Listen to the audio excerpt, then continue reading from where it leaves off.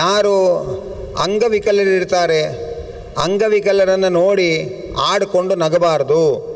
ಯಾಕೆಂದರೆ ಅದರಿಂದ ಆ ನಗು ಎಲ್ಲಿ ತನಕ ಹೋಗುತ್ತೆ ಅಂದರೆ ಅವರ ಮನಸ್ಸಿಗೆ ನೋವಾಗತ್ತೆ ಅನ್ನೋದು ಒಂದು.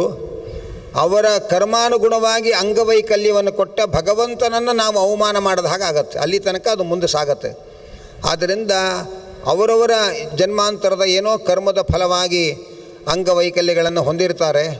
ಅದರಿಂದ ಯಾವತ್ತೇ ಅಂಗವಿಕಲರನ್ನು ನೋಡಿ ನಾವು ಗೇಲಿ ಮಾಡೋದು, ನಗೋದು, ಅವಮಾನ ಮಾಡೋದು ಹೀಗೆ ಮಾಡಬಾರ್ದು. ಜೊತೆಯಲ್ಲಿ ಅವರನ್ನು ನೋಡಿದಾಗ ಭಗವಂತ ನಮಗೆ ಆ ತರಹದ ಅಂಗವೈಕಲ್ಯ ಕೊಡದೆ ನಮ್ಮನ್ನು ಯೋಗ್ಯವಾಗಿಟ್ಟು ಸಂರಕ್ಷಣೆ ಮಾಡ್ತಾ ಇದ್ದಾನೆ. ಭಗವಂತನ ಕಾರುಣ್ಯ ಎಂಥದ್ದು ಅಂತ ಹೀಗೆ ನಾವು ಭಗವಂತನನ್ನು ಸ್ಮರಣೆ ಮಾಡಿಕೊಳ್ಬೇಕೇ ಹೊರತು ಅವರಿಗೆ ಅವಮಾನ ಮಾಡಿ ಮನಸ್ಸಿಗೆ ನೋವು ಉಂಟು ಮಾಡಬಾರ್ದು. ಹಾಗೆ ಅಂತ ಇದ್ದಾರೆ. ಅನಂತರ ನ ಅಸಂಯುತ ಮುಖ ನ ಅಸಂವೃತ ಮುಖ ಕುರ್ಯಾತ್ ಹಾಸಂ ಜೃಂಭಂ ತಥಾ ಕ್ಷುತಂ. ಯಾವತ್ತೂ ಮುಖಕ್ಕೆ ಬಟ್ಟೆಯನ್ನು ಅಡ್ಡ ಇಟ್ಕೊಳ್ಳದೇನೆ ಜೋರಾಗಿ ಸೀನೋದು, ಜನರ ನಡುವೆ ಜೋರಾಗಿ ಅಕ್ಕಪಕ್ಕದವರಿಗೆ ಅಸಹ್ಯ ಬರುವ ಹಾಗೆ ಜೋರಾಗಿ ಗಹಗಹಿಸಿ ನಗೋದು, ಆ ಜೋರಾಗಿ ವಿಕಾರವಾಗಿ ಆಕಳಿಸೋದು, ಇಂಥದ್ದನ್ನೆಲ್ಲ ಅಸಭ್ಯವಾದ ನಡವಳಿಕೆ, ಹೀಗೆ ಮಾಡಬಾರ್ದು. ಹಾಗೆ ಅಂತಂತಾರೆ. ಅನಂತರ ಪ್ರಭೋರಪ್ಯವಮಾನಂ ಸಂಗೋಪಯೇದ್ ವಚನಂ ಬುಧಃ ಇಂದ್ರಿಯಾಣಾಂ ನಾನುಕೂಲಿ ವೇಗರೋಧಂ ನಕಾರಯೇತ್. ನಮಗೆ ಯಾರು ಒಡೆಯರೋ ಅವರನ್ನು ಅವಮಾನ ಮಾಡಬಾರದು. ನಮ್ಮ ಸ್ವಾಮಿ ಯಾರೋ, ನಮ್ಮ ಮೇಲಿನ ಮಾಲೀಕ ಒಡೆಯ ಯಾರಿರ್ತಾರೆ ಅವರನ್ನು ಅವಮಾನ ಮಾಡಬಾರದು. ಮತ್ತು ಅವರು ನಮ್ಮಲ್ಲಿ ನಂಬಿಕೆ ಇಟ್ಟು ಹೇಳಿದ ರಹಸ್ಯವಾದ ಸಂಗತಿಗಳನ್ನು ರಕ್ಷಣೆ ಮಾಡಬೇಕೆ ಹೊರತು ಎಲ್ಲ ಕಡೆ ಹೋಗಿ ಡಂಗೂರ ಬಾರಿಸ್ಕೊಂಡು ಬರಬಾರದು ಅನ್ನೋ ಎಚ್ಚರಿಕೆಯನ್ನು ಹೇಳ್ತಾರೆ. ನೋಪೇಕ್ಷಿತವ್ಯೋ ವ್ಯಾಧಿ ಸ್ಯಾತ್ ರಿಪುರಲ್ಪೋಪಿ ಭಾರ್ಗವ.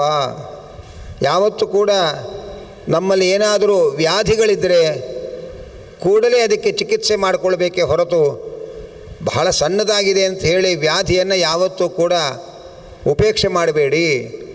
ಶತ್ರುಗಳು ಅಲ್ಪರಾಗಿದ್ದಾರೆ ಅಂತ ಶತ್ರುಗಳನ್ನು ಉಪೇಕ್ಷೆ ಮಾಡೋದು, ವ್ಯಾಧಿ ಅಲ್ಪವಾಗಿದೆ ಅಂತ ವ್ಯಾಧಿಯನ್ನು ಉಪೇಕ್ಷೆ ಮಾಡೋದು, ಹೀಗೆ ಮಾಡಬಾರದು.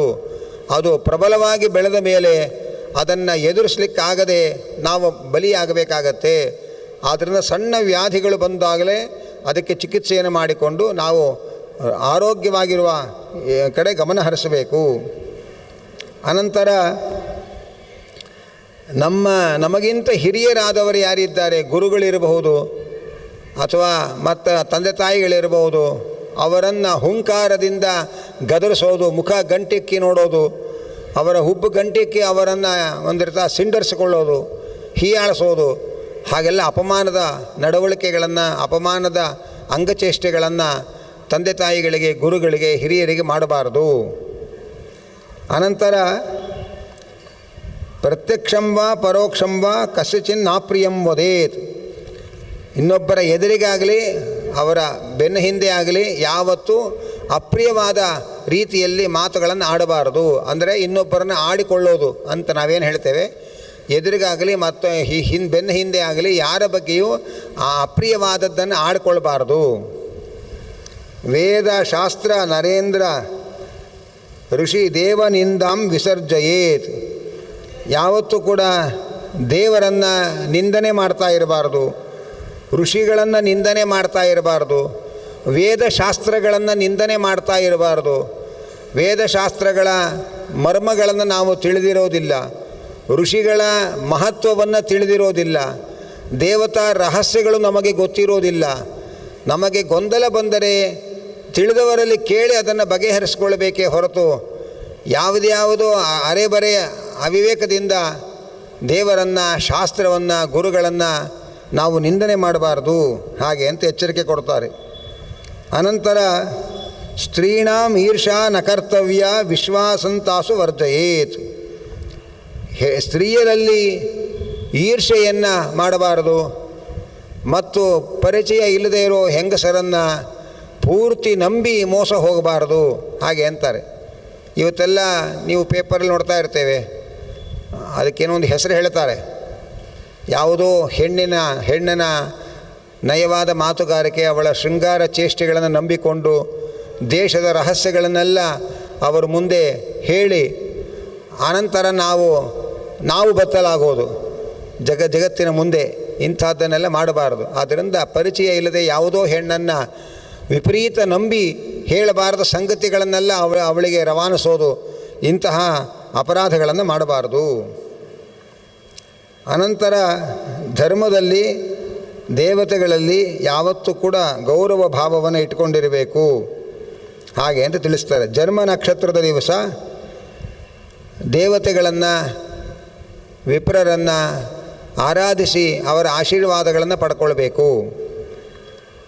ಜನ್ಮ ನಕ್ಷತ್ರದ ದಿವಸ ಅಂದರೆ ಹುಟ್ಟಿದ ಹಬ್ಬವನ್ನು ಮಾಡಬೇಕಾದ್ರೆ ಹುಟ್ಟಿದ ಹಬ್ಬದ ದಿವಸ ಗುರು ಹಿರಿಯರನ್ನು, ದೇವತೆಗಳನ್ನು ನಮಸ್ಕಾರ ಮಾಡಿ ಅವರ ಆಶೀರ್ವಾದ ಪಡೆಯಬೇಕು. ಇವತ್ತೆಲ್ಲ ಪಾಶ್ಚಾತ್ಯ ನಡವಳಿಕೆಗಳನ್ನು ನಾವು ಅಂಧಾನುಕರಣೆ ಮಾಡ್ತಾ ಇದ್ದೇವೆ. ಮಹಾಭಾಗವತದಲ್ಲಿ ಹೇಳ್ತಾರೆ, ಕೃಷ್ಣನಿಗೆ 4ನೇ ತಿಂಗಳಿನಲ್ಲಿ ಜನ್ಮ ನಕ್ಷತ್ರ ಬಂದಿತ್ತು, ಹುಟ್ಟಿದ ಹಬ್ಬ ಮಾಡಿದ್ರು ಹಾಗೆ ಅಂತ ಹೇಳ್ತಾರೆ. 4ನೇ ತಿಂಗಳಿಗೆ ಏನು ಹುಟ್ಟಿದ ಹಬ್ಬ, ವರ್ಷಕ್ಕಲ್ವ ಮಾಡೋದು ಹಾಗೆ ಅಂತ ನಮಗನಿಸುತ್ತೆ. ಆದರೆ ಧರ್ಮಶಾಸ್ತ್ರದಲ್ಲಿ ಹೇಳಿದ ಸಂಗತಿಯನ್ನು ನಾವು ಮರೆತಿದ್ದೇವೆ. ಮಗು ಹುಟ್ಟಿದ ಮೊದಲನೇ ವರ್ಷ ಪ್ರತಿ ತಿಂಗಳಿನಲ್ಲಿಯೂ ಮಗುವಿನ ಜನ್ಮ ನಕ್ಷತ್ರದ ದಿವಸ ಹುಟ್ಟಿದ ಹಬ್ಬವನ್ನು ಆಚರಣೆ ಮಾಡಬೇಕು. ವರ್ಷದ ಕೊನೆಯೊಳಗೆ ಪ್ರಧಾನವಾಗಿ ಮಾಡಿಕೊಂಡು ಆನಂತರ 2ನೇ ವರ್ಷದಿಂದ ವರ್ಷಕ್ಕೆ ಒಮ್ಮೆ ಮಾತ್ರ ಹುಟ್ಟಿದ ಹಬ್ಬವನ್ನು ಆಚರಣೆ ಮಾಡಬೇಕು ಹಾಗೆ ಅಂತ ಹೇಳ್ತಾರೆ. ಯಾವತ್ತು ಜನ್ಮ ನಕ್ಷತ್ರ ಬಂದಿರತ್ತೆ ಅವತ್ತು ಹುಟ್ಟಿದ ಹಬ್ಬವನ್ನು ಆಚರಣೆ ಮಾಡಬೇಕು ಹಾಗೆ ಅಂತ. ಹುಟ್ಟಿದ ಹಬ್ಬವನ್ನು ಆಚರಣೆ ಮಾಡೋದು ಅಂದರೆ ಹೇಗೆ? ಸಾಮಾನ್ಯವಾಗಿ ಪುರೋಹಿತರನ್ನು ಕರೆಸಿ ಆಯುಷ್ಯ ಹೋಮಾದಿಗಳನ್ನು ಮಾಡಿಸೋದು ಇದು ಒಂದು ಕ್ರಮ. ಧರ್ಮಶಾಸ್ತ್ರದಲ್ಲಿ ಇನ್ನೊಂದು ಸುಲಭವಾದ ಮಾರ್ಗ ಹೇಳ್ತಾರೆ. ನಮಗೆ ಅಷ್ಟೆಲ್ಲ ಖರ್ಚು ಮಾಡುವ ಶಕ್ತಿ ಇಲ್ಲದೆ ಹೋದರೂ ಕೂಡ ನಾವು ಪ್ರತಿನಿತ್ಯ ಅಂದರೆ ಪ್ರತಿ ವರ್ಷ ನಮ್ಮ ಹುಟ್ಟಿದ ಹಬ್ಬವನ್ನು ಆಚರಣೆ ಮಾಡಬೇಕು.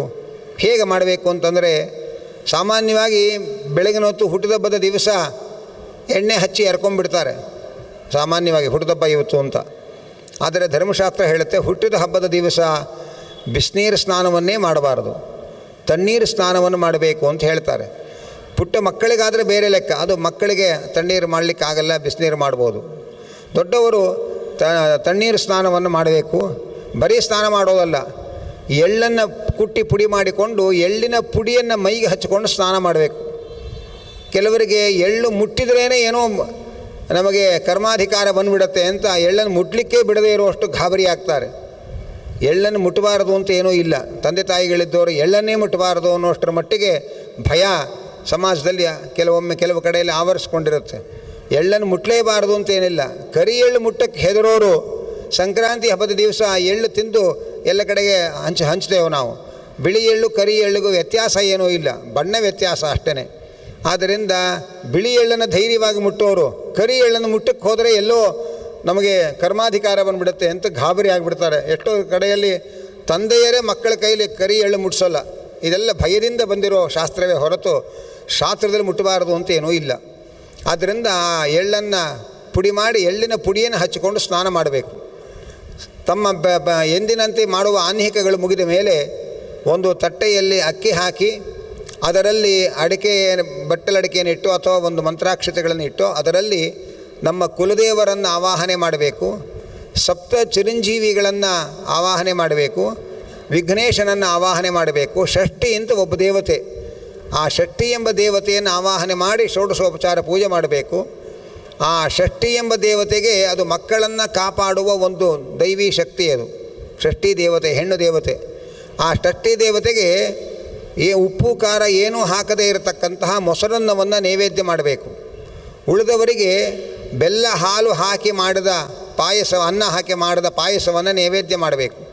ಹೀಗೆ ಸಪ್ತ ಚಿರಂಜೀವಿಗಳಿಗೆ, ನಮ್ಮ ಕುಲದೇವರಿಗೆ ಮತ್ತು ಜನ್ಮ ನಕ್ಷತ್ರದ ದೇವತೆ ಅಂತ ಇರ್ತಾರೆ. ಒಂದೊಂದು ನಕ್ಷತ್ರಕ್ಕೆ ಒಬ್ಬೊಬ್ಬ ದೇವತೆಗಳಿರ್ತಾರೆ. ಆ ಜನ್ಮ ನಕ್ಷತ್ರದ ದೇವತೆ ಅವರನ್ನೆಲ್ಲ ಆವಾಹನೆ ಮಾಡಿ ಒಂದು ಮಂತ್ರಾಕ್ಷತೆಯಲ್ಲೋ ಅಥವಾ ಬಟ್ಟಲಿಕೆಯಲ್ಲಿ ಆವಾಹನೆ ಮಾಡಿ ಷೋಡಶೋಪಚಾರ ಪೂಜೆ ಮಾಡಿ ಹೊಸ ವಸ್ತ್ರವನ್ನು ಉಟ್ಟುಕೊಂಡು ದೇವರಿಗೆ ನಮಸ್ಕಾರ ಮಾಡಿ, ಮನೆಯಲ್ಲಿ ತಂದೆ ತಾಯಿಗಳು ಹಿರಿಯರು ಯಾರಿದ್ದಾರೆ ಅವರಿಗೆ ನಮಸ್ಕಾರ ಮಾಡಿ ಹತ್ತಿರದ ದೇವಾಲಯಕ್ಕೆ ಹೋಗಿ ದೇವರಿಗೆ ನಮಸ್ಕಾರ ಮಾಡಿ ಆ ಗುರು ಹಿರಿಯರ ಆಶೀರ್ವಾದವನ್ನು ಪಡ್ಕೊಂಡು ಬರಬೇಕು. ಮತ್ತು ಒಂದು ಅಂಗೈಯಲ್ಲಿ ಹಾಲು, 4-5 ಎಳ್ಳಿನ ಕಾಳುಗಳು, ಬಿಡಿ ಎಳ್ಳುಗಳು ಮತ್ತು ಬೆಲ್ಲ ಇದಿಷ್ಟನ್ನು ಅಂಗೈಯಲ್ಲಿ ಹಾಕಿಕೊಂಡು ಮಾರ್ಕಂಡೇಯರನ್ನು ಸ್ಮರಣೆ ಮಾಡಿಕೊಂಡು ಅದನ್ನು ಕುಡಿಬೇಕು.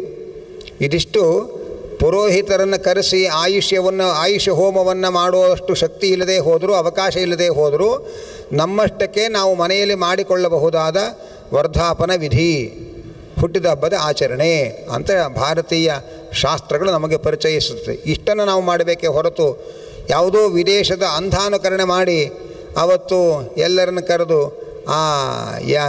ಕೇಕ್ ತಂದು ಅದನ್ನು ಎಂಜಿಲ್ ತಿಂದು ಎಲ್ಲರೂ ಲಾಸ್ ಏಂಜಲೀಸ್ ಅಂತ ಒಂದು ದೇಶ ಇದೆ, ಹಾಗೆ ಎಲ್ಲರ ಎಂಜಿಲ್ ಎಲ್ಲರೂ ತಿಂದು ನಮ್ಮ ಸಂಸ್ಕೃತಿ ಲಾಸ್ ಮಾಡಿಕೊಳ್ತಕ್ಕಂತಹ ಈ ಕಾರ್ಯಕ್ರಮವನ್ನು ಶಾಸ್ತ್ರ ವಿಧಾನ ಮಾಡಿಲ್ಲ. ದೀಪ ಹಚ್ಚಿ ಅದನ್ನು ಆರಿಸಿ ಖುಷಿ ಪಡೋದು, ಕೂಗೋದು, ಕಿರ್ಚೋದು. ಈ ಕೂಗೋದು ಕಿರ್ಚೋದ್ರಿಂದ ಏನು ಪ್ರಯೋಜನ ಇಲ್ಲ. ಯಾವ ಚಿರಂಜೀವಿಗಳು ಭಗವಂತನ ಅನುಗ್ರಹದಿಂದ ಸಾರ್ಥಕವಾದ ಆಯುಷ್ಯ ಪಡೆದು ಕೀರ್ತಿಶಾಲಿಗಳಾದರೂ ಆ ಚಿರಂಜೀವಿಗಳನ್ನು ಸ್ಮರಣೆ ಮಾಡಿಕೊಂಡು ಅವರ ಅನುಗ್ರಹದಿಂದ ನಮಗೂ ಚಿರಂಜೀವಿತನ ಬರಲಿ ಅಂತ ಪ್ರಾರ್ಥನೆ ಮಾಡಿಕೊಳ್ಬೇಕು. ಇದು ಶಾಸ್ತ್ರ ಹೇಳತಕ್ಕಂಥ ಮಾರ್ಗ. ಸುಮ್ಮನೆ ಎಲ್ಲರೂ ನಿನ್ನ ಹುಡ್ದಬ್ಬ ಅಂತ ಕೂಗಿ ಕಿರ್ಚೋದು, ಇದರ ಯಾವ ಪುರುಷಾರ್ಥವೂ ಇಲ್ಲ. ಆಯುಷ್ಯ ವೃದ್ಧಿಯಾಗುವಂತಹ ಕಾರ್ಯಕ್ರಮವನ್ನು ಅವಶ್ಯವಾಗಿ ನಾವು ಮಾಡಿಕೊಳ್ಬೇಕು ಅನ್ನೋದನ್ನು ಶಾಸ್ತ್ರ ನಮಗೆ ತಿಳಿಸ್ತಾ ಇದೆ. ಇದೆಲ್ಲ ಶಾಸ್ತ್ರಗಳು ಸಾಮಾನ್ಯ ನಡವಳಿಕೆಗಳನ್ನು ಸಾಮಾನ್ಯವಾಗಿ ಹೆಚ್ಚಿನ ಪುರಾಣಗಳಲ್ಲಿ ಈ ವಿಚಾರಗಳು ಬರುತ್ತೆ. ಅಗ್ನಿ ಪುರಾಣದಲ್ಲೂ ಕೂಡ ಇದನ್ನು ನಮಗೆ ಎಚ್ಚರಿಸ್ತಾರೆ.